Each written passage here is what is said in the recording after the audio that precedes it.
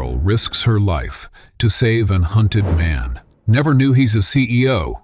Now, he spoils her rotten. She found him bleeding in the alley, his expensive suit torn and stained with blood. With no hesitation, Sukoko dragged the unconscious stranger to her tiny apartment, never imagining that this single act of kindness would change her life forever. Little did she know, the man she saved wasn't just anyone. He was Pei Yin, one of the country's most powerful CEOs. But with his memory gone and powerful enemies closing in, their growing feelings for each other might be the least of their problems. How far would you go to protect someone who doesn't even remember who they are? The man stumbled through the dark alley, clutching his side where blood spilled through his fingers. Each step dragged slower than the last, until he finally collapsed against a pile of broken crates. The wet pavement beneath him shimmered faintly under the alley's lone, flickering street lamp. His breathing was sharp and uneven, each gasp echoing into the otherwise quiet night. Sukoko had heard the sound before she saw him, a faint, desperate groan that pulled her from her careful walk home. She'd been balancing a paper bag of marked-down vegetables, her only groceries for the week, but stopped in her tracks to listen. When it came again, she set the bag on the nearest stoop without a second thought. Rounding the corner, Sukoko leaned closer into the shadows, her heart quickening when she saw a crumpled figure on the ground. She hesitated, glancing nervously back toward the street. The neighborhood wasn't forgiving. Most people kept to themselves, afraid of what might happen if they interfered in something dangerous. She couldn't see the man's face in the dim light, but his tailored clothes and shiny leather shoes were starkly out of place. Who would wear something so expensive here? Her instinct whispered caution. This felt dangerous, even wrong, but her feet moved toward him anyway. She knelt beside him, her hand fluttering briefly before resting on his shoulder. "Hey," she said softly. "Are you okay?" There was no reply. Up close, the blood staining his side became impossible to ignore. It soaked through his suit jacket, pooling slowly on the concrete. For a moment, Sukoko froze, her mind flashing through the risks. What if someone had done this to him and was still nearby? What if helping him brought trouble to her door? What if she simply wasn't capable of saving him? She shook the thoughts away as quickly as they came. "You must be alive," she whispered under her breath, reaching cautiously for his wrist to check for a pulse. She found one, weak, uneven, but there. Without hesitating again, Sukoko hooked her arms under his shoulders and started to lift. Her tiny frame buckled under his weight, but she refused to let go. After a minute of struggling, she finally managed to get him to his feet, throwing most of his weight against her as she shuffled toward the apartment building she called home. Each step was agonizingly slow. Her arms burned, and her back screamed in protest, but she didn't stop. The thought of leaving him behind wasn't even an option her mind entertained. Reaching her apartment, Sukoko pushed the warped wooden door open with her foot, almost stumbling under the man's weight as they crossed the threshold. The room was no bigger than a shoebox, its modest furnishing fighting for space against the cracked walls and a single small window. The air was cool and damp, carrying a faint scent of mildew that no amount of cleaning could completely erase. Sukoko guided him toward the mattress that sat directly on the floor, closest to the room's solitary lamp. As they sank down, she felt her chest heaving, exhausted from hauling him up 3 flights of stairs. After catching her breath, Sukoko hurried to her cabinet, rummaging through the small stack of faded kitchen towels to find one clean enough to use. She returned with a bucket filled with lukewarm water from her bathroom sink and tore the man's shirt open to reveal the wound. It was deep, a jagged slash that ran dangerously close to his lower ribs, pulsing fresh red with every small movement. Swallowing her nerves, Sukoko set to work. She dipped the towel into the water and dabbed carefully, wincing alongside him as his body jerked slightly, even though he remained unconscious. She tied the cleanest piece of fabric she could find around his torso to act as a makeshift bandage before sitting back on her heels, looking at him now that the faint light gave her a better view. Beneath the grime and blood, his face was striking, though it held an odd tension even in unconsciousness. He was maybe in his 30s, she thought. His dark hair was neatly cut in a way that screamed wealth, like his shoes and the gleaming watch still clasped around his wrist. At first, the only sounds in the room were Sikoko's quiet breathing and the faint hum of the old lamp. Then his lips began to move, barely forming words as a low mumble escaped. Sikoko leaned closer, straining to hear. "Pay in," he murmured, his head shifting weakly against the mattress. President of Pay's groan, Pay's grasping at the peculiar phrases. What group? What kind of president? She'd expected him to be a troubled outcast, maybe the victim of a random mugging. But those words, Pay's group, sounded like something important, something powerful. And then there was the other part she caught. Today is your death. A chill ran down Sukoko's spine. She glanced toward the door, half expecting someone to burst in and demand answers to questions she didn't have. Forcing herself to focus, she leaned closer again, listening carefully for more. But aside from a quiet inhale, the man said nothing else. She reached for the bucket again, out of habit, wringing the damp towel in her hands, if only to calm her own nerves. A sudden glint of gold caught her eye, and she paused, narrowing her gaze. His cufflink. It had simple, elegant initials engraved on the surface. P. Sikoko tilted her head, repeating the letters in her mind. P. She glanced back at his face. "Looks like you already have a name," she murmured. "We'll call you Pay." It wasn't much, but it felt better than referring to him as the man, and it was something to hold on to while everything else about him remained a mystery. She sat beside him that night, unable to fall asleep. Her mind raced with a dozen unanswered questions. Who was this man? Someone important enough to own clothes no one in her neighborhood could ever afford, but vulnerable enough to end up bleeding and alone.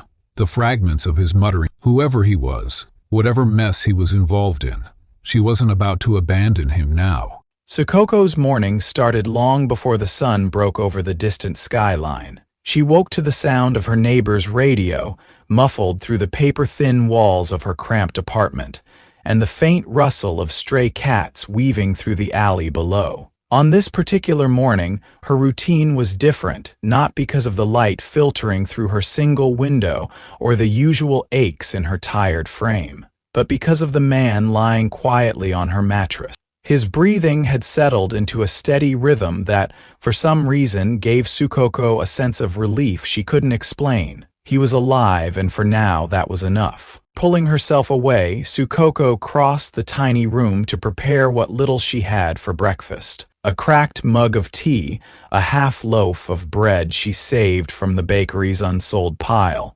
and just enough butter to spread thinly. When she placed the plate on the small table near the bed, her eyes flicked briefly to him. His cufflink caught the light again, the initials PY. Still etched in her mind, she shifted her gaze to his watch, which even to her untrained eye appeared ridiculously valuable. The gold casing gleamed, the design intricate. It wasn't just an accessory, it was a statement, one that felt out of place in her tiny apartment, where even the walls seemed to sag under the weight of her modest life. She sat beside him, nibbling on her own piece of dry bread while her thoughts wandered. What kind of life did this man lead? The quality of his clothes baffled her. She couldn't even imagine what they had cost. His stillness made it easy to study him. His features' strong jawline, neatly trimmed hair, and the faint shadow of stubble spoke of someone who belonged to a world she didn't typically see, a world she had no connection to. The shoes he wore alone, even scuffed and splattered with alley grime, looked worth more than everything in her apartment combined. It was clear he wasn't meant to end up here, on her floor, wrapped in a tattered blanket that smelled faintly of detergent mixed with mildew. Whatever his story, Sukoko decided she would focus on the present. She didn't know who he was, but she knew he was hurt, and for her that was reason enough to help him. Still, those pieces of his life kept gnawing at the back of her mind. She pushed the plate of food closer to him, wondering whether today he would wake up, whether he'd open his eyes and give her some kind of clue about how he'd ended up in that alley. For a moment, she allowed herself to imagine asking him directly and having it all make sense. It was a fantasy, but it gave her a strange sense of comfort. The hours moved painfully slow. Sukoko spent part of the afternoon boiling water to clean his bandages, carefully unwrapping the scraps of cloth she'd tied around him the night before. The wound looked better, not exactly healed, but the bleeding had stopped and the swelling wasn't as bad. As she worked, the silence of the room pressed in around her. Every so often, she glanced at his face, hoping for some sign of life beyond the steady rise and fall of his chest. Once or twice his lips twitched, but it wasn't speech, just the involuntary movement of someone too deep in unconsciousness to respond. Each time it happened, though, Sukoko leaned closer, holding her breath in case he was about to speak again, to say something revelatory like he had the night before. Pei's group, as he'd mumbled, played over and over again in her mind. Was it a company, an organization, something he was part of, or something that had brought him harm? And what about the other part she thought she'd heard? Today is your death. Her stomach tightened every time that phrase resurfaced. It could mean so much, or nothing at all. Shaking the thoughts away, Sukoko focused on changing the bandages. His skin was warm under her fingers, but not feverish. That was good. Once she'd finished tending to him, she set to work on her other daily chores, distracting herself as best she could. The laundry, done on the rooftop with a hand crank machine, left her arms aching. Her errands were equally grueling, running to the corner store only to haggle for cans of soup and rice, scraping together enough coins to make sure she could stretch tonight's meal. And listen, the menu in the kitchen was exhausting, but she managed. When she returned to the apartment that evening, grocery bag in hand, the man hadn't moved. For the first time, Sukoko felt slightly impatient. She wasn't sure why. Perhaps it was the growing pile of unanswered questions putting her on edge. Normally, her world was quiet and simple, predictable in its difficulties. But now, there was this tension strung taut through her thoughts, playing softly in the background of everything. She found herself glancing at him more often, trying to guess at the mysteries of who he was without any real answers to go on. Later that night, Sukoko sat by his side again, watching as the lamp's soft glow highlighted the sharp lines of his face. There was something haunting about how unresponsive he was. She could see the faint flicker of life in him, but where was he? Inside his mind, locked behind those closed eyes. Did he know he was safe now, or was he still trapped in whatever chaos had brought him here? Sukoko's gaze drifted back to the cufflink, then to the watch on his wrist. It had been there the entire time, but the longer she stared, the more absurd its presence seemed. The strap alone was made from polished leather with no visible wear, and the face, though speckled with grime from the alley, glimmered faintly under the lamplight. She frowned. The watch didn't belong here any more than he did. It was like a fragment of another reality. It taunted her with its quiet elegance, appearing far more valuable than anything she could hope to earn in a year or longer. Sukoko glanced at her own wrist, bare and thin, then back at him. Whoever Pei Yen was, if that was even his name, he didn't come from her world. And yet, there he was lying in her home, saved because she couldn't walk away. The next day, Sukoko turned these thoughts over again while sweeping the floor around him, more out of habit than necessity. She started to notice other small details about the man she had dubbed Pei. His fingernails were short but clean, well maintained. His eyebrows looked freshly trimmed in a way that only reinforced her earlier suspicions about his lifestyle. Even unconscious, his overall appearance contradicted her surroundings, but it was the high-end stitching on his torn jacket that truly stuck in her mind. Most people didn't pay attention to things like that, but Sukoko did. Because growing up with so little, she knew how to recognize things she'd likely never own. It wasn't just about the cost of these items. It was about what they represented: comfort, status, power, a life far removed from Sukoko's own. It felt strange trying to reconcile these things as she went about her normal routine, cooking soup with broth cubes, hanging water-logged laundry on lines that sagged dangerously close to the rooftop's edge. Everything in her world was built on making do, stretching every resource as far as it would go. But Pei Yun, whoever he was, had clearly lived a different reality, a reality where one wouldn't even need to think twice about a broken appliance or a skipped meal. By sundown, the questions looping in Sukoko's mind had grown heavier. For the first time, she felt herself wondering if she'd made the right decision pulling him from that dark alley. Not because she regretted it, because she didn't, but because the pieces didn't add up. Nice clothes, luxurious accessories, cryptic mutterings about power and betrayal, and now silence. It all pointed to something bigger, something more dangerous than anything Sukoko had ever encountered. She wasn't stupid. Whoever attacked him wouldn't hesitate to come after him again, and yet she found herself sitting beside his bed, watching over him like a protective shadow. It was getting late when movement broke her thoughts. It wasn't just a twitch this time. His face shifted, first his forehead, then a shallow breath that sounded different, almost conscious. Sukoko froze, leaning closer in the dim light. His eyelids flickered before finally fluttering open.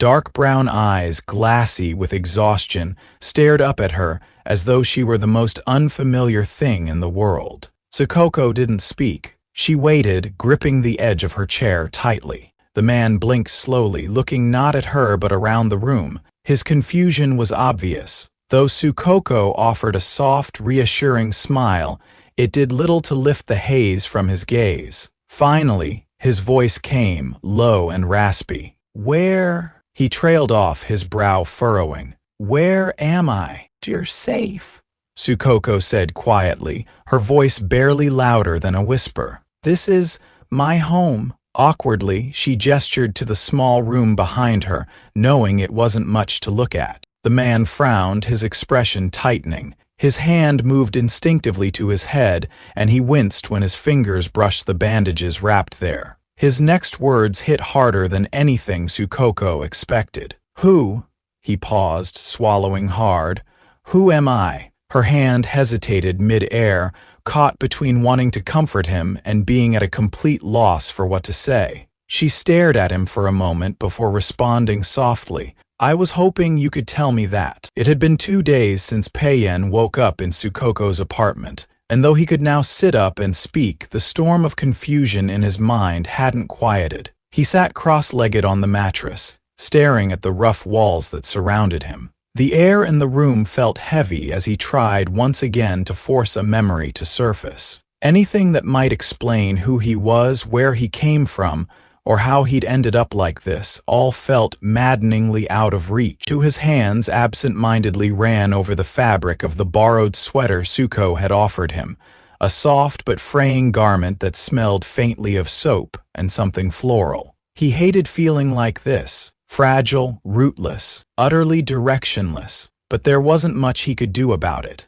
Sukoko, meanwhile, watched from the corner of the room, sensing his frustration. She clutched a small bowl of warm rice porridge she'd just prepared, hesitating for a moment before approaching. The sight of him lost in quiet despair stung in a way she hadn't expected.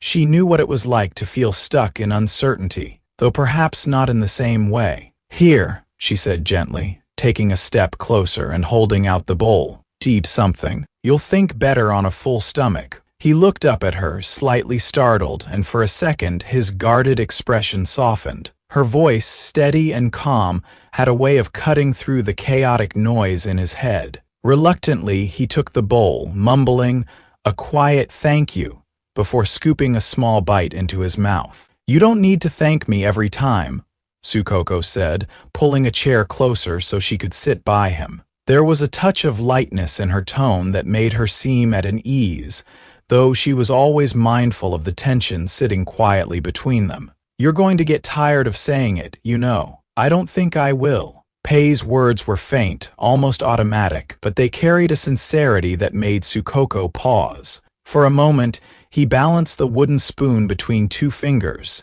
staring at it as though he were trying to decipher its importance. The gesture struck Sukoko as strange, until she remembered the man in front of her didn't belong to this world of simple meals and mismatched utensils. He was a man of fine watches and tailored suits, someone who had likely never held a spoon this ordinary in his life. The sight of him adapting, slowly but steadily, was oddly captivating. "You know," Sukoko said after a moment, "it's not bad here. Living like this, I mean." She motioned loosely to the space around them, her tone casual, like she was stating a fact rather than defending her reality. "No one's going to come knocking to collect a debt or push you out of the Audi. Most of the time," I glanced around the tiny apartment again, as though seeing it through new eyes. The chipped paint on the walls, the stack of second-hand books leaning precariously against the corner, the single hob on her stove that looked like it had been repaired one too many times. His gaze returned to her and he furrowed his brow. "You really live here?" Sukoko laughed softly, nodding. "It's all mine. Well, until the landlord raises the rent again," she added with a self-deprecating chuckle. She reached for his empty bowl after noticing he'd finished all the porridge. "See? That wasn't so bad, was it?" "It was good," he admitted, handing her the empty dish. "More than good." His voice grew quieter. "I guess I didn't realize how hungry I was." Later that afternoon, Sukoko decided it was time for some exercise. "You can't just sit around all day," she told him, her hands on her hips in mock protest. He shot her a skeptical look, then winced as he adjusted his arm. His body was still healing, and every small movement reminded him of that. She moved closer to help him stand, tucking herself under his arm for support. Though he accepted her help without a word, the tension in his face betrayed his discomfort with needing it. It wasn't the pain that bothered him, it was needing her leaning on her. Pei Yen wasn't used to this. He didn't know much about himself right now, but he was certain of one thing. He hadn't always been weak. Somewhere deep in his disjointed memories, there was a version of himself that had power, control, and strength. The man he was right now, a dependent guest in a stranger's home, didn't align with the fragments of identity that teased his subconscious. And yet, as he gripped Sukoko's arm for balance and shuffled his feet across the scuffed floorboards, he felt something he hadn't expected: gratitude. Life with her in his routine. By the evening, their awkward dynamic had shifted ever so slightly. Sukoko sat on the floor beside the mattress, stirring the contents of a pot she'd placed on the small portable stove. The scent of boiling broth filled the tiny room, and for the first time that day, Pei found himself relaxing into the mundane rhythm of her routine. "You're good at this," he remarked, surprising himself with the comment. Sukoko glanced up, eyebrow raised. "Good at what?" "Doing all this. Taking care of things. Taking care of me." He scratched the back of his head awkwardly, unsure how to articulate what he meant. "I mean, you don't even know me, but you've done more for me than anyone else probably would." She smiled faintly, but it didn't quite reach her eyes. "That's just how things are around here. You help people, because you might need help one day too. You don't expect anything in return," he said, more to himself than to her. It wasn't a question, he could see it in the way she moved, the way she rarely hesitated to offer what little she had. Sukoko shrugged. "What would I even ask for? You can't exactly pay me back right now." She gestured lightly at the watch still on his wrist. "Unless you want to trade me that." To her surprise, Pei actually laughed.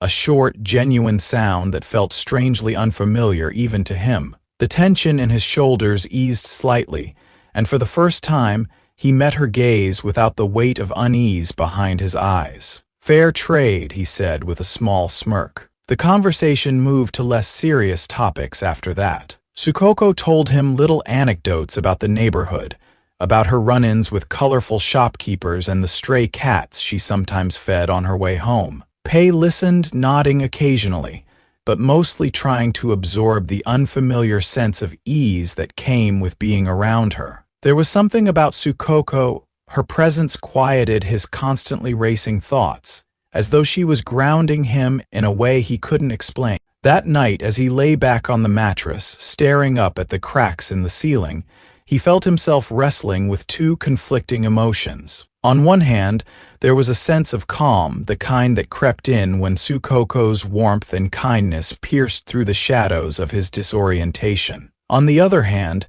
there was the gnawing unease of his forgotten past, a persistent whisper reminding him that all of this was temporary, that it couldn't last.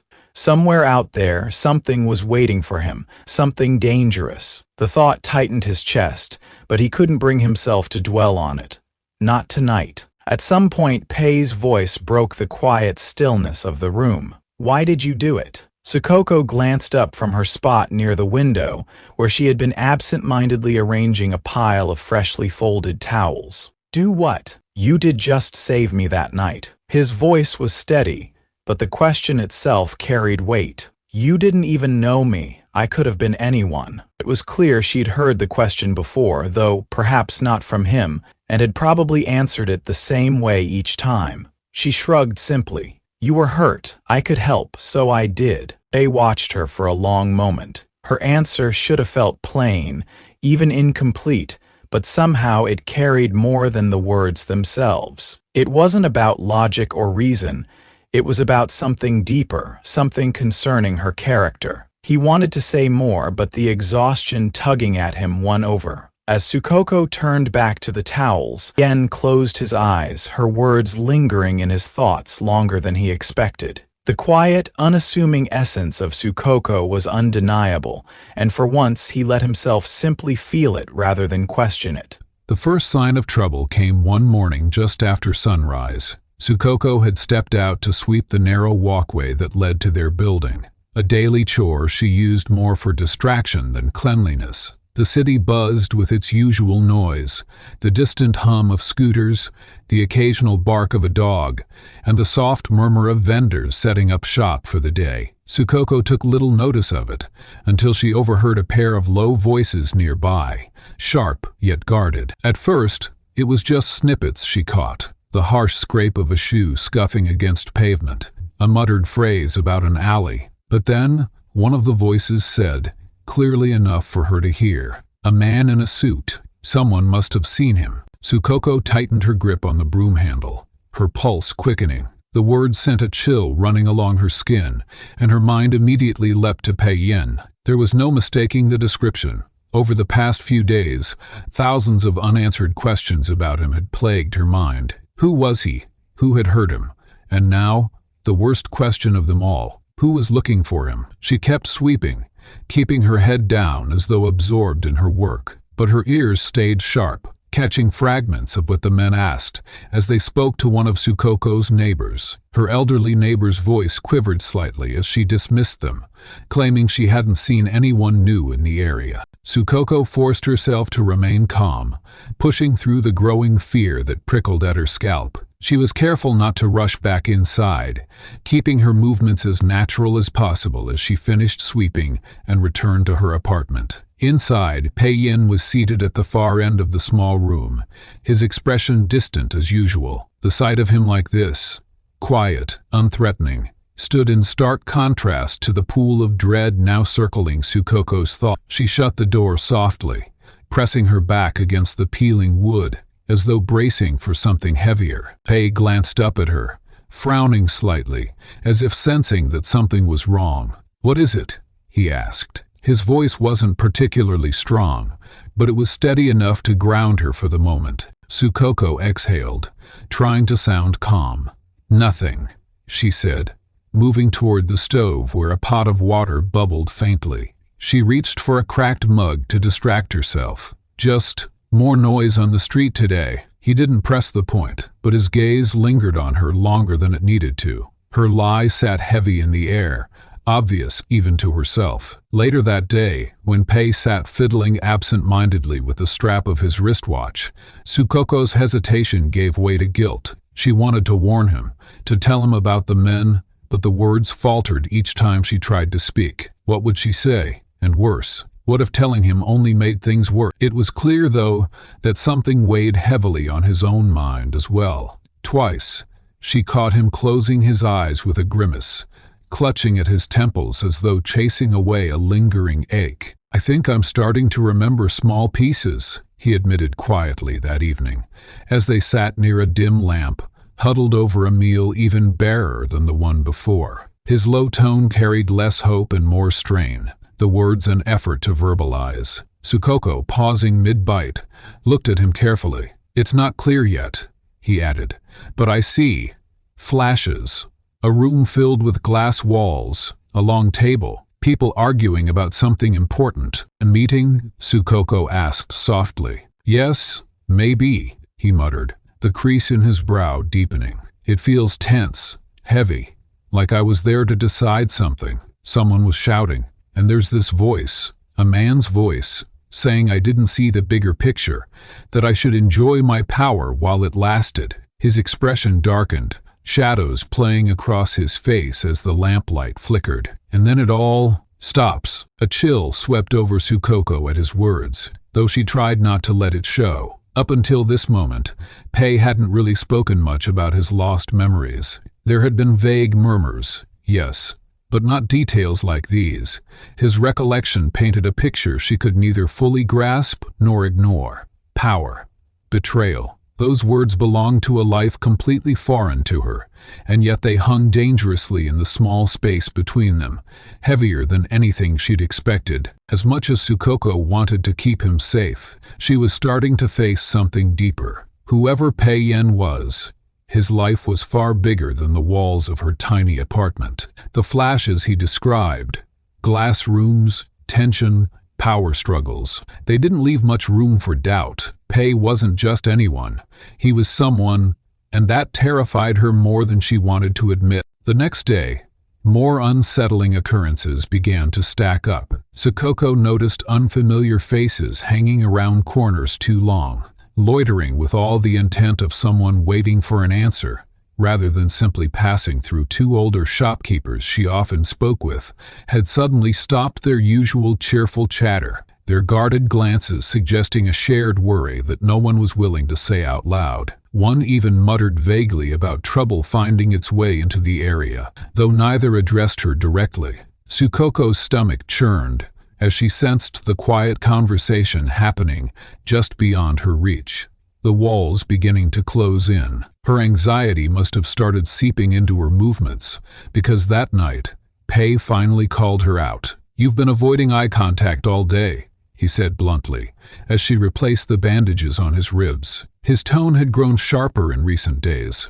likely fueled by the small flashes of memory returning to him. "What's wrong?" Sukoko barely glanced up, keeping her focus on smoothing the fresh cloth over his skin. "It's nothing," she murmured. "You're imagining it." "No, I'm not." His eyes narrowed slightly as he sat up straighter, despite the tug of discomfort in his torso.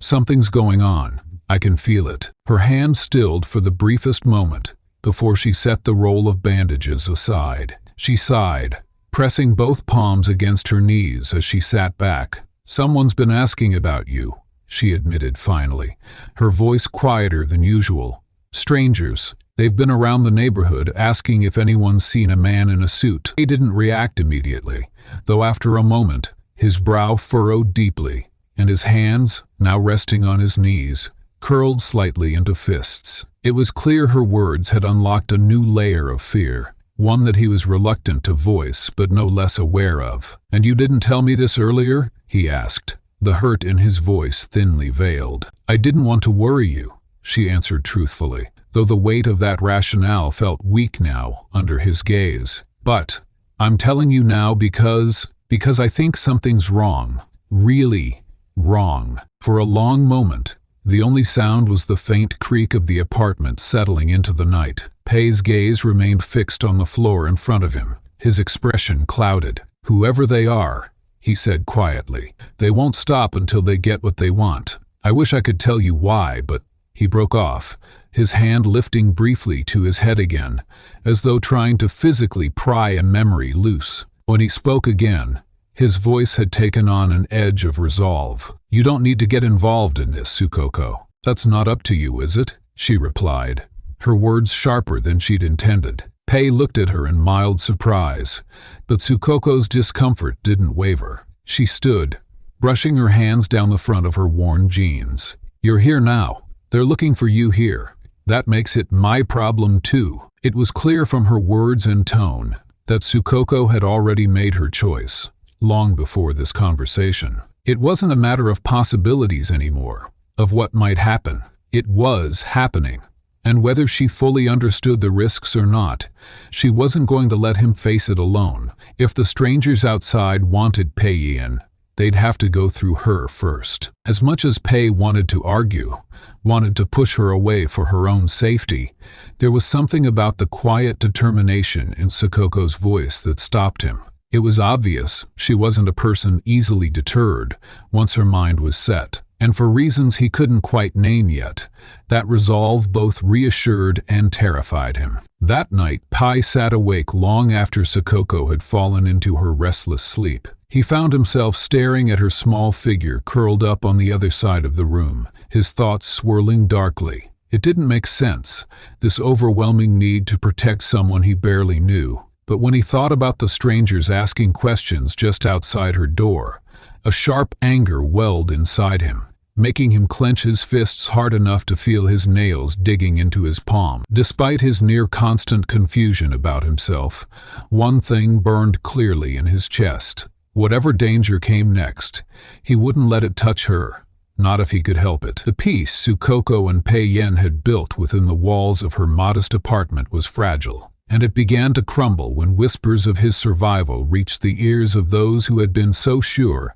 he was gone. It didn't take long for Pei Yin's enemies to track him down. Powerful men like Pei Yin didn't just vanish without leaving ripples. And now, those ripples had led straight to Sukoko. It started subtly. Sukoko noticed strangers lingering in the alley when she left for the market, or standing too long near the corner cafe. At first, she told herself they might be ordinary passers-by, but the way their eyes tracked her movements felt far too deliberate. And then there were the rumors. A woman approached her at the small shop Sukoko frequented, someone she had never seen before, who whispered under her breath, "Be careful who you think you can trust." Sukoko froze, clutching the bag of rice in her hands.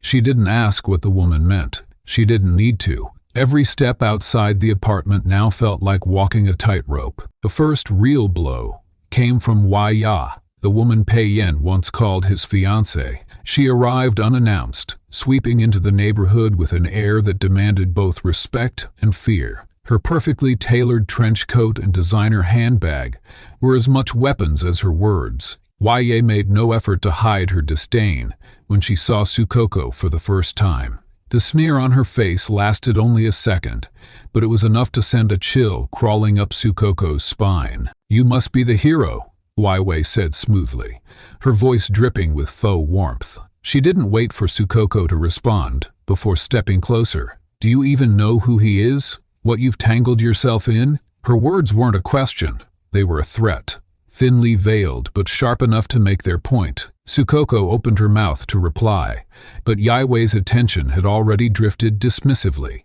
her eyes scanning the shabby, cluttered space Sukoko called home. Within days, Yaiwei began her campaign. She shared bits of Pei Yin's past with Sukoko's neighbors, twisting the truth at every turn. "Poor thing, she doesn't understand the kind of man he is," Sukoko overheard her say to one of the shopkeepers. The woman shook her head sympathetically, tutting in agreement. Sukoko's stomach churned, but she bit her tongue and kept walking. Yaiwei's words were venomous, designed to isolate Sukoko, to turn the small community against her and leave her without allies. Rumors spread like wildfire. Sukoko began to hear them whispered inside the laundry shop and behind the market stalls. People said things like, "She's playing the long game," and "Just wait until he remembers, then she'll show her true colors." Sukoko faced these insinuations in silence, anger and hurt entwining into knots in her chest. She couldn't shake the feeling of being watched,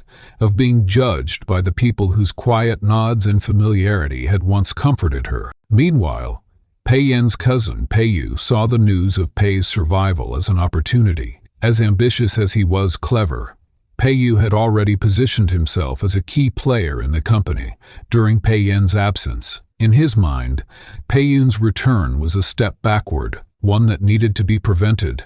no matter the cost. Unlike the brashness of Peiyu's approach was far more calculated. He began planting seeds of doubt within the board members, slipping documents into meetings that hinted at Pei Yan's questionable decisions before his disappearance. Every conversation was laced with mistrust, every remark carefully crafted to discredit Pei Yan before he could publicly return and reclaim his role. But Peiyu didn't stop there. Using layers of intermediaries, he began orchestrating his moves outside of the boardroom, manipulating events in the neighborhood where Pei Yan was hidden. The goal wasn't just to flush him out, it was to make sure he came back broken, vulnerable, and stripped of credibility. Sukoko became a key piece in his game. If she could be pushed far enough, if her reputation or resolve cracked, Pei Yan would be left It was a slow, insidious kind of warfare, one that Pei Yan seemed to sense, but couldn't yet fight against directly. Sukoko tried to stay strong under the weight of it all. She reminded herself that her actions weren't just about her. They were about keeping Pei safe. Still, there were moments when the pressure threatened to break her. On one particularly suffocating day, while walking back from the market, she found herself cornered by two sharply dressed men. They towered over her, speaking with forced politeness, their words deliberately vague but unmistakably threatening. "Sometimes it's better to walk away from situations that aren't yours to handle," one said. The other smirked, adding, "Don't you think someone like him misses people at his level?" Their meaning was clear. They didn't see Sukoko as an obstacle. They saw her as a weakness. What they underestimated, though, was the depth of Sukoko's resolve. For years, she had fought her own battles, small as they were, with no one to back her up. Her kindness was not born of naivete, but of understanding, of knowing what it felt like to struggle, and still choosing to help others anyway. And just as she had pulled Pei Yan from the alley, she now made the decision to hold her ground. She stared at the two men without, "I'm not going anywhere," she said firmly, before walking away, keeping her step steady even as her heart raced. Yewei too underestimated Sukoko. Assuming Sukoko could be easily manipulated, she orchestrated a public humiliation at a local community event. In front of an audience, she loudly insinuated that Sukoko was using Pei Yan for his money, declaring that Sukoko had no right to be by his side. "She sees an opportunity," Yewei said to the crowd, the smugness in her voice impossible to ignore. "That's why she's keeping him hidden. Is that the kind of woman this neighborhood wants to embrace?" Sukoko didn't lash out. She didn't defend herself, not with words at least. Instead, she met Yewei's gaze. That silent defiance sent a very different message than Yewei had intended, and for the first time, cracks began to appear in Yewei's carefully polished front. It wasn't until later that Sukoko uncovered the truth about Pei Yan. All the fragments finally came together. The cufflink, the watch, the muttered words, and now, his name. The realization struck her like a bolt. The man she had risked everything to save was Pei Yan, the CEO of the powerful Pei's Group.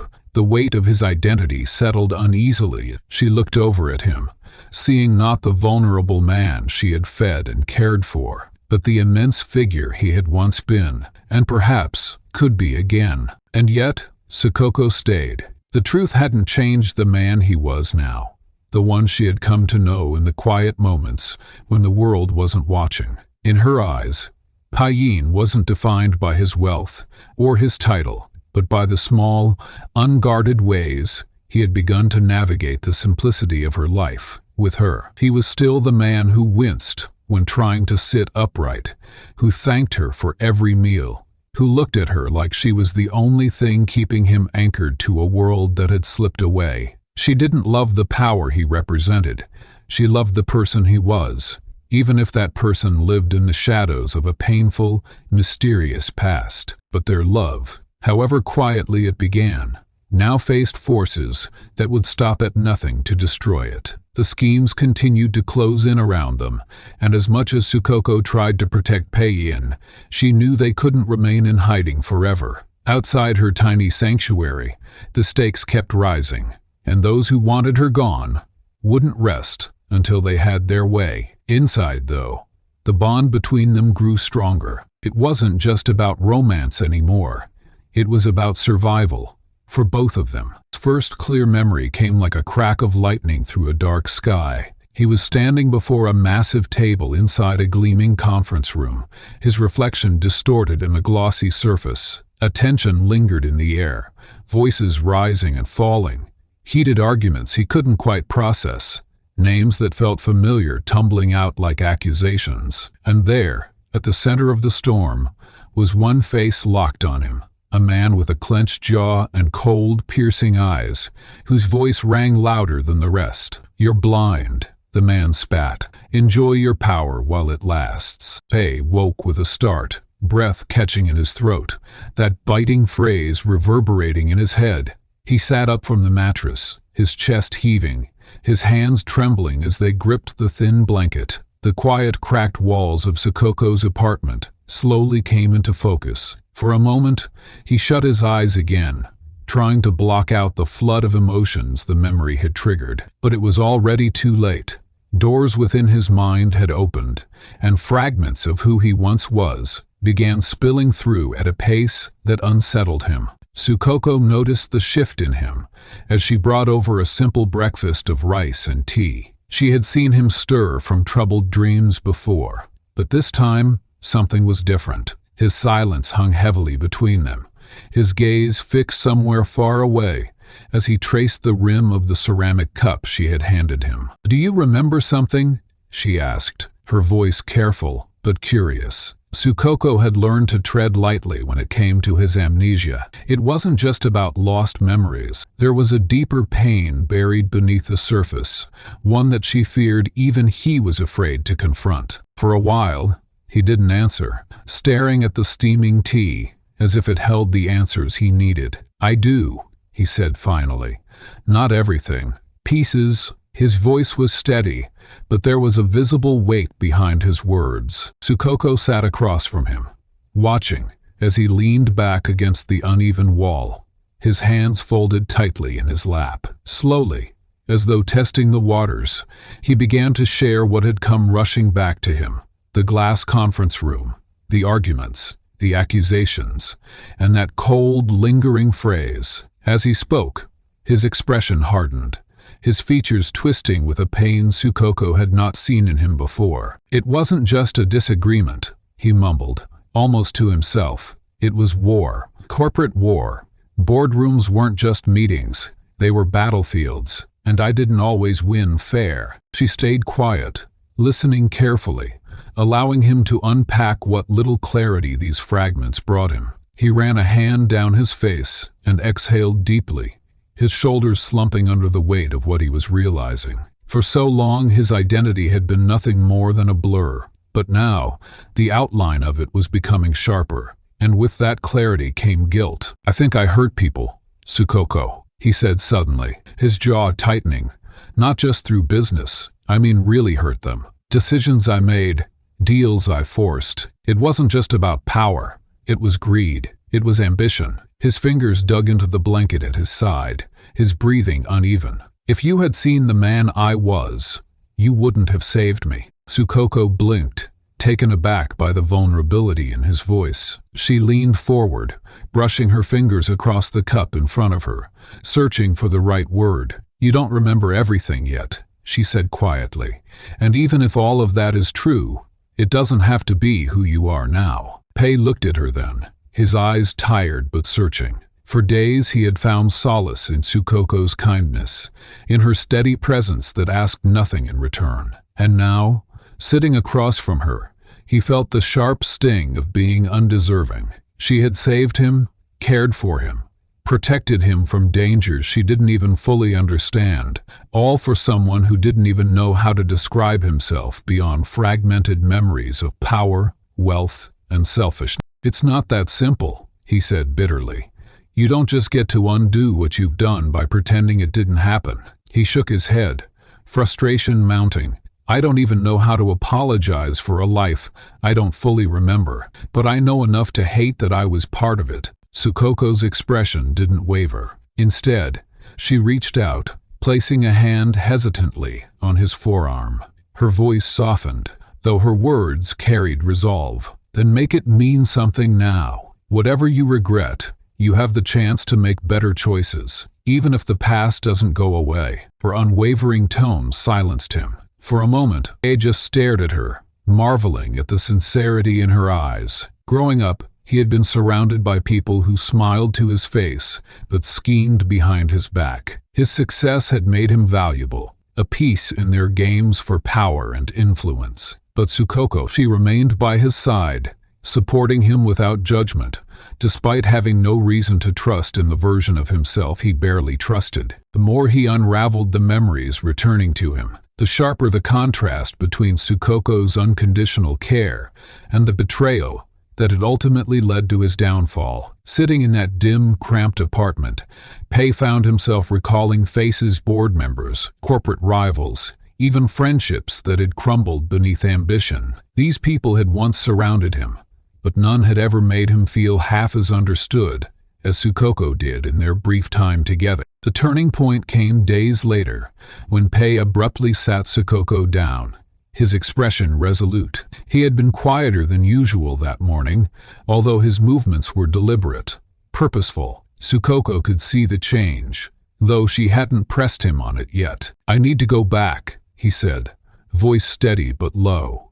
Sukoko paused, setting down the bowl of warm porridge she had been holding. She didn't answer immediately, and so he continued, almost rushing the words out before she could interrupt. "Not like this. Not hiding. Not running. But as myself. Whoever I was. Whoever I hurt. I can't leave it like that.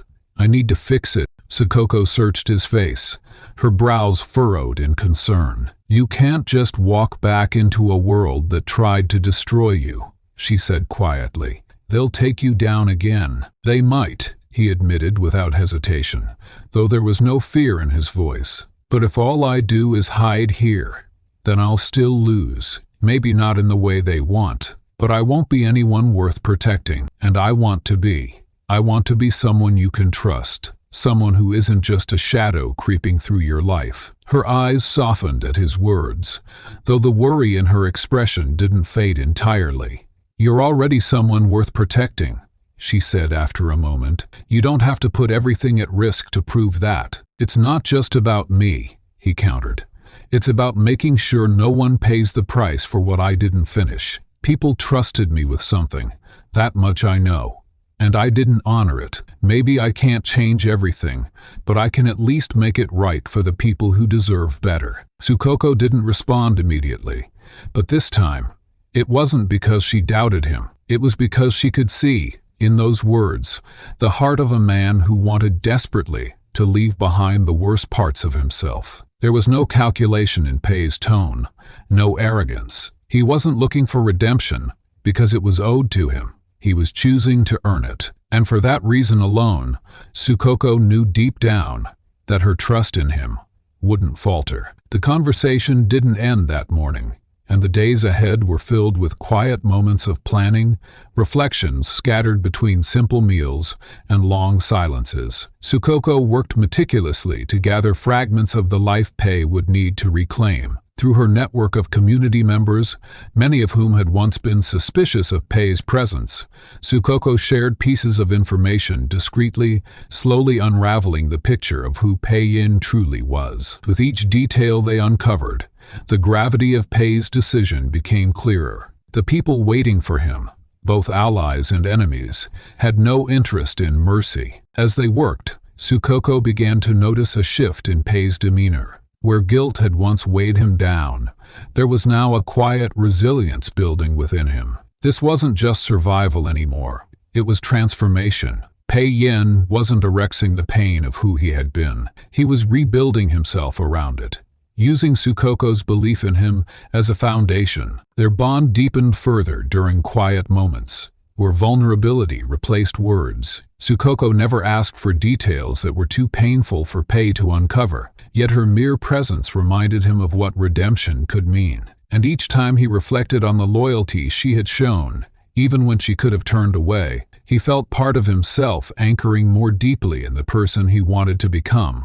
The morning Pei announced he was ready to leave, there was no fanfare, no declaration, no sweeping vow to return victorious. Instead, there was a shared silence between him and Sukoko, one built on understanding rather than final words. As he stood by the doorway, adjusting the frayed jacket Sukoko had given him upon his arrival, he paused to meet her gaze. "Thank you," he said simply. It was a phrase he had said to her countless times, but this time, the depth of it felt endless. Sukoko nodded, blinking back the sting in her eyes. "Be careful," she replied quietly.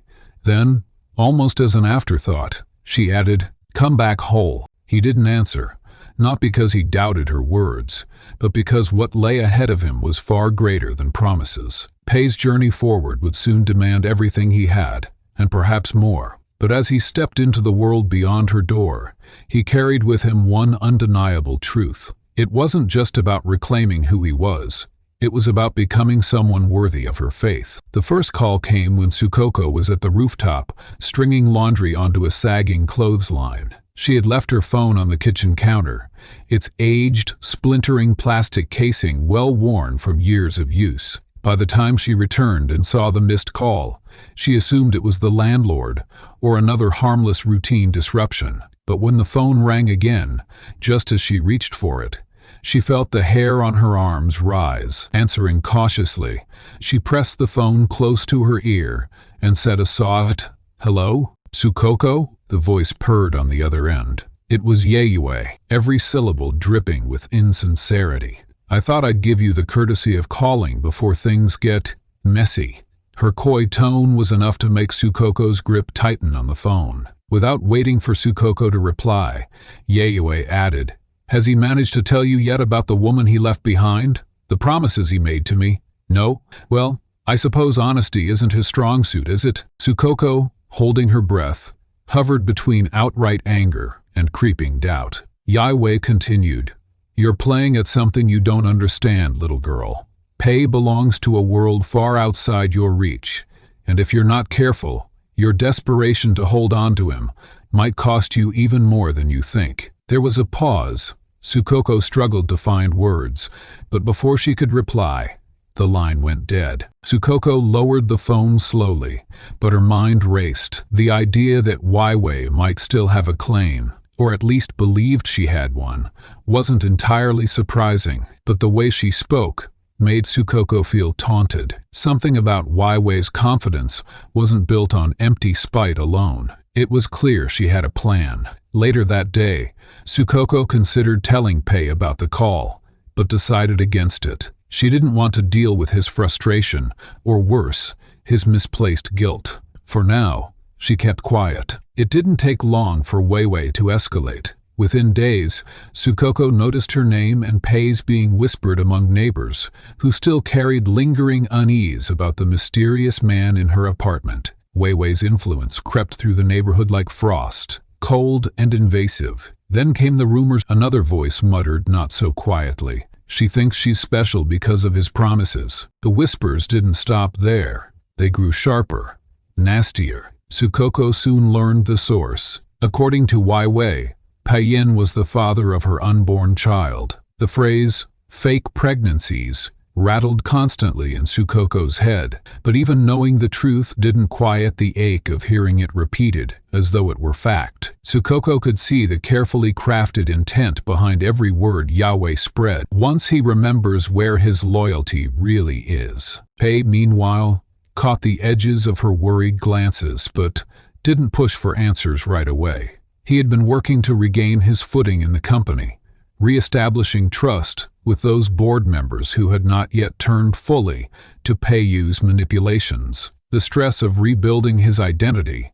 left little room in his mind for anything else, though the growing gap between him and Sukoko was obvious. Sukoko, for her part, didn't want to add to Pei's burden, but eventually the pressure cracked. That evening, while Pei was sipping tea Sukoko had placed beside him, she blurted out, "Yayue called me." His hand froze midway to his mouth. "What did she say?" he asked, his voice neutral, but his eyes harder. "She told me about a child, about promises you made, or didn't." Sukoko's words spilled out haltingly, edged with conflict. She twisted her hands in her lap, unable to look him directly in the eye. Pei frowned, setting the cup down softly, though the tension behind his movements betrayed his calm. "It's not true," he said evenly. "Whatever she told you, Sukoko, she's lying. There is no child." For a moment, relief flickered in Sukoko's chest, but it was short-lived. Why would she say it then? Her words carried a bitterness she hadn't meant to reveal. "Why go to all this trouble? Pay average," he replied quietly. "Li Wei will do anything to get what she wants. Her reputation thrives on it, and what she wants more than anything is control. If not over the company, then over me." His explanation didn't ease the heaviness in the room. Sukoko nodded slowly, forcing herself to trust his conviction, but the weariness of her situation lingered in her expression. Even as she placed the empty teacup away and turned toward the window, the air between them shifted. Outside, night had fallen, and with it came a biting wind that slipped through the cracks of the apartment's thin walls. Sukoko shivered slightly, but didn't move, staring down at the street below. The night was far from over. A sudden, sharp knock pounded against the door, splitting the silence. Sukoko spun around, startled, while Pei froze mid-thought. They exchanged brief looks before Sukoko stepped toward the door cautiously. When she opened it, two men in black suits stood on the threshold. They barely glanced at her before one of them said, "We've come for him." It didn't take long to understand what "come for him" meant. Sukoko had barely processed the words before the first man pushed past her, heading directly toward Pei Yen. Pei rose to his feet, but said nothing, his posture tense yet calm. The second man lingered behind, watching Sukoko carefully. His cold eyes suggested that she wasn't a bystander in their eyes. Moments unfolded chaotically as Sukoko's protests were ignored. Pei tried to quiet her as the men shoved her aside, insisting, "I'll go with them. It'll be fine." But nothing about this felt fine. She had faced strangers with sharp intentions before, men who lingered near her building, questioning too much, but these two carried an air of finality. It wasn't a warning. It was as they forced Pei out into the night. Sukoko felt a fire rise in her chest that burned stronger than her fear. Without thinking, she followed, throwing herself into the alley where their car waited idling. "Let him go," she shouted, her voice cracked but firm. The men ignored her, hands gripping Pei tightly as they shoved him into the car. In a desperate moment that defied reason, Sukoko lunged toward them, clutching one man's arm in an attempt to pull Pei free. Her body collided with his, but he didn't budge. Instead, the man squatted her aside like an inconvenience. Sukoko hit the wet ground hard, her hands scraping the pavement. Pain shot up her arm, but she didn't cry out. Instead, she watched helplessly as the car door slammed shut and the vehicle sped away, leaving her crumpled in the air. Sukoko's breaths came in sharp bursts as she pushed herself upright. Her palms stung, and she could feel her heartbeat pounding in her ears. The scene replayed in her mind, Pei being taken, his face at the last second, his expression a mixture of determination and guilt. He hadn't resisted, but it wasn't submission either. He had let them take him because resisting meant dragging her further into this war. And now, Sukoko was alone. Back inside the apartment, Sukoko barely noticed the bruises forming on her elbow or the way her wrist ached from her fall. All she could think about was the danger Pei was walking into. Every light in the apartment felt harsh, the walls closing in tighter than usual. Somewhere deep in her chest, a voice whispered, "What if this time there was no way out?" The hours ticked by, agonizingly slowly.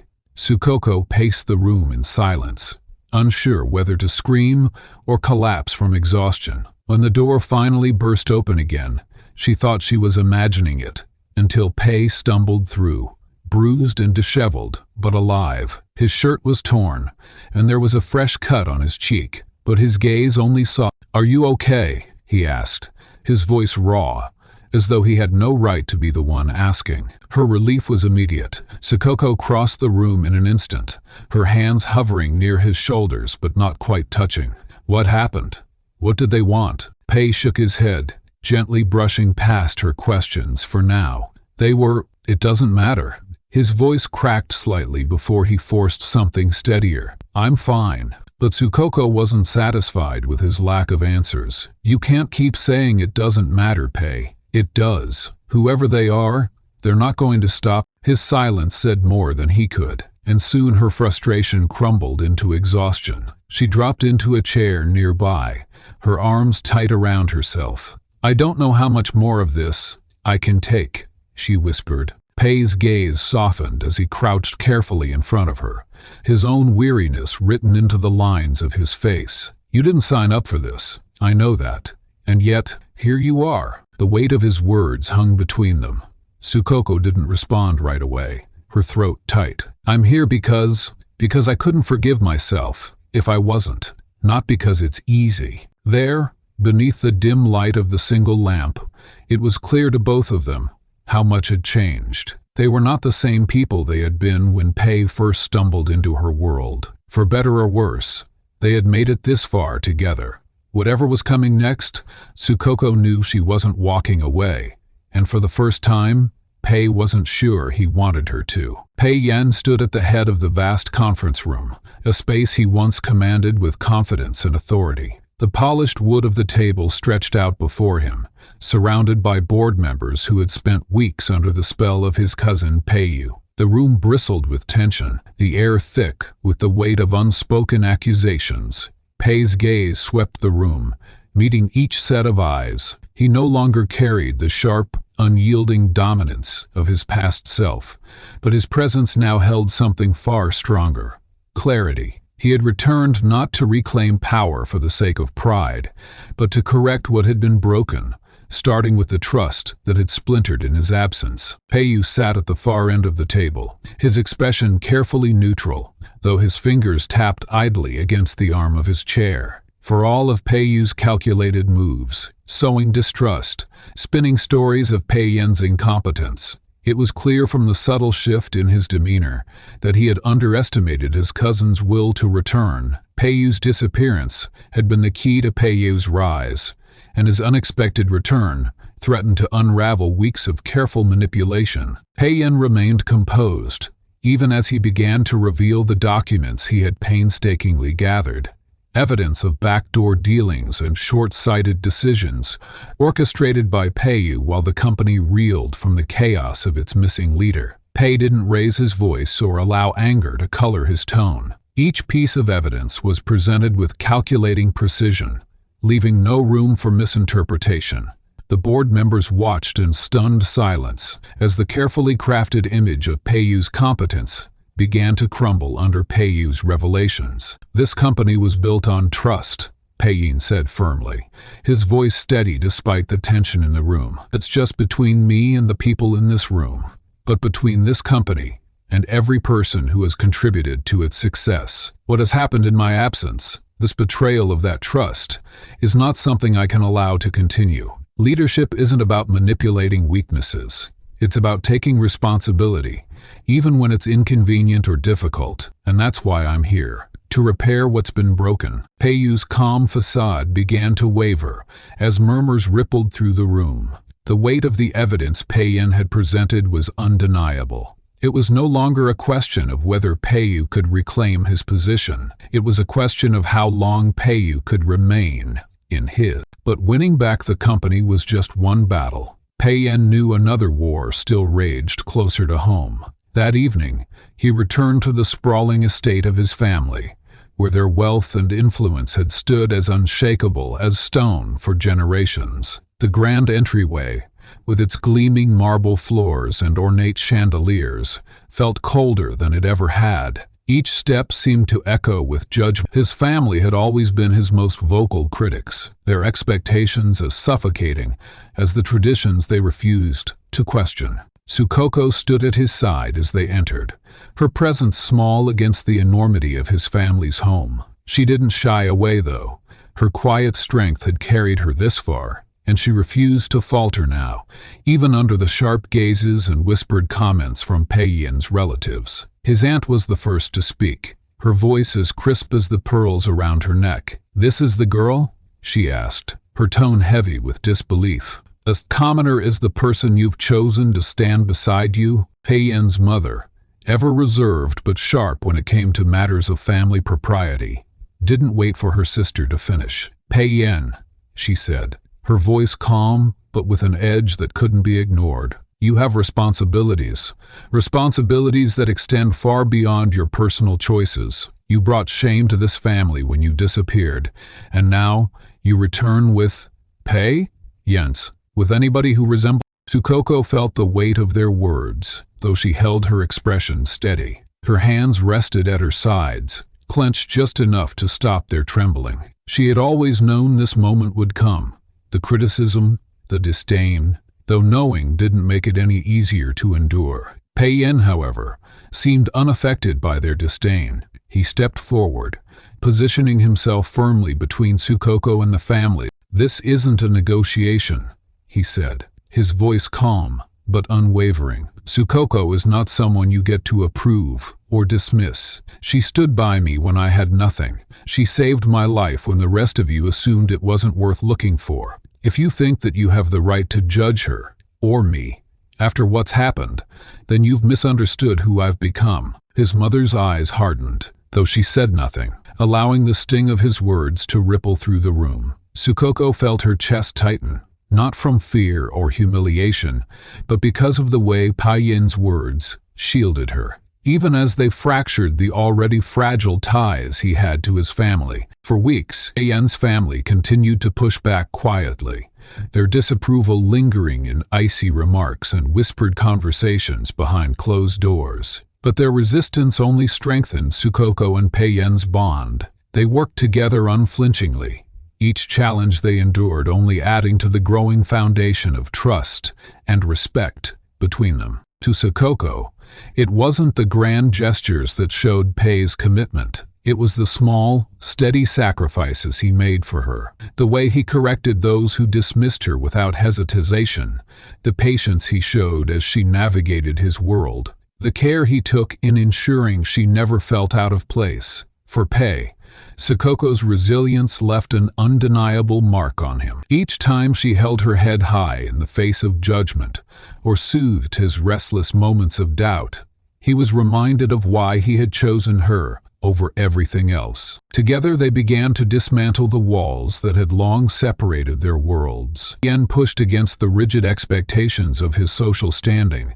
challenging not only his family, but also the larger world of influence they belonged to. Sukoko, in turn, faced her fears and insecurities head-on, determined to prove that love was not bound by class or status. The defining moment of their story came during a shareholders' summit, where Pei Yan addressed a crowd of company leaders, investors, and media. The event was meant to solidify his return to power and restore the company's image in the wake of its tumultuous months. Cameras flashed as Pei Yan spoke, his words clear and measured. He outlined the steps the company would take to rebuild trust and improve transparency. His plans met with nods of approval from the audience. But it wasn't the business strategy that stole the headlines that evening.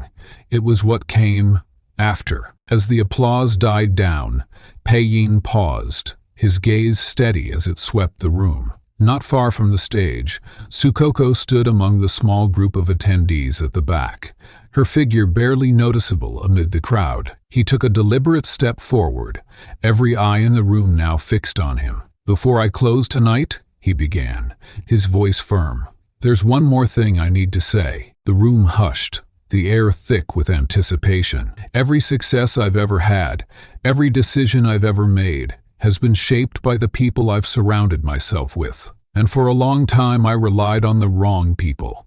His eyes found Sukoko in the crowd, and for a brief moment, no one else seemed to exist. But someone taught me what it means to truly care about others, what it means to stand by someone without expecting anything in return. That person is the reason I'm here today, and her name is Sukoko. Sukoko's breath caught as murmurs swept the room.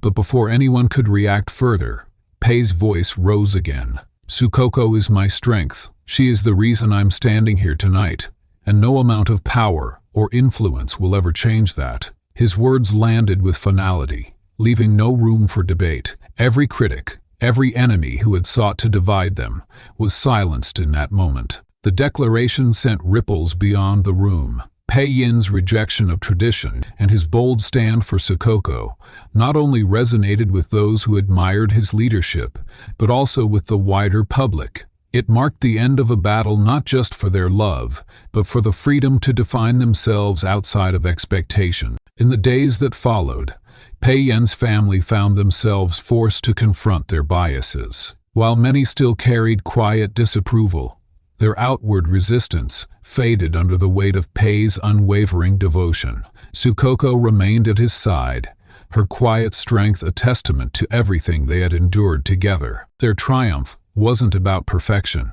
It was about love that thrived despite the obstacles in its path. Every sacrifice they made for one another, every moment of loyalty and resilience, had brought them closer. Together, they had not only proven the strength of their bond, but also broken barriers that had once seemed unchangeable. The story of Sukoko and Pei Yin became a powerful reminder that love's true power lies in its ability to transform, not through grand gestures alone, but through the simple acts of choosing one another, again and again. Love isn't always about grand declarations or perfect endings. For Sukoko and Pei Yin, it was about the quiet moments that revealed strength neither knew they had, and a bond that grew even in the shadows of danger. Pei Yin's search for redemption and Sukoko's unwavering kindness proved that true love isn't defined by wealth or status. It thrives on loyalty and resilience. Their story reminds us how kindness and connection can transform lives. If this story moved you, reflect on how small acts of compassion can make a difference. Remember, love isn't just felt, it's chosen, again and again.